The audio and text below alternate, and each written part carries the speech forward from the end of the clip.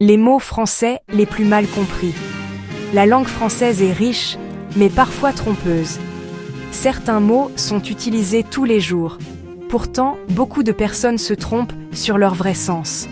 À force de les employer incorrectement, leur signification est déformée. Voici les mots français les plus mal compris. Et tu risques d'en découvrir plusieurs que tu utilises mal sans le savoir. 1. Avoir le seum. Beaucoup pensent que cela signifie être simplement énervé.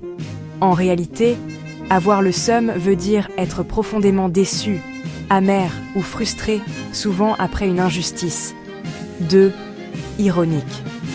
Ce mot est souvent confondu avec sarcastique. L'ironie consiste à dire le contraire de ce que l'on pense, de manière subtile. Le sarcasme, lui, est plus direct et parfois méchant. 3.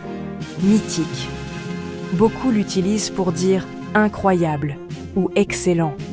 En réalité, mythique signifie lié à un mythe, une légende ou une histoire symbolique. 4. Surréaliste.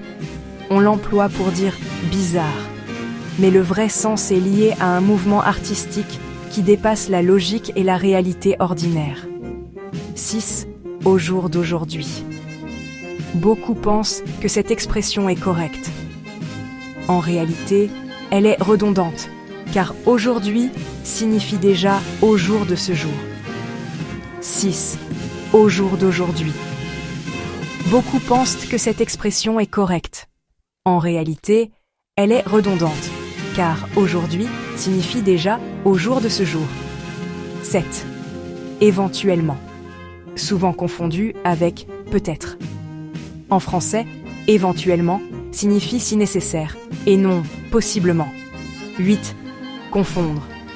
Dire je confonds n'est pas toujours correct. Confondre signifie mélanger deux choses par erreur, pas simplement ne pas comprendre. 9. Censé. Beaucoup l'utilisent pour dire supposé. Mais être censé faire quelque chose implique une obligation morale ou logique, pas juste une hypothèse. C'est l'un des mots les plus mal utilisés en français. À retenir. Les mots ont un sens précis. Les mauvaises habitudes changent leur signification. Bien parler, c'est mieux se faire comprendre. Aujourd'hui, nous avons fait du français pour notre vidéo. Je te laisse choisir notre prochain sujet. N'hésite pas à le mettre en commentaire. À plus tard mes chers savants.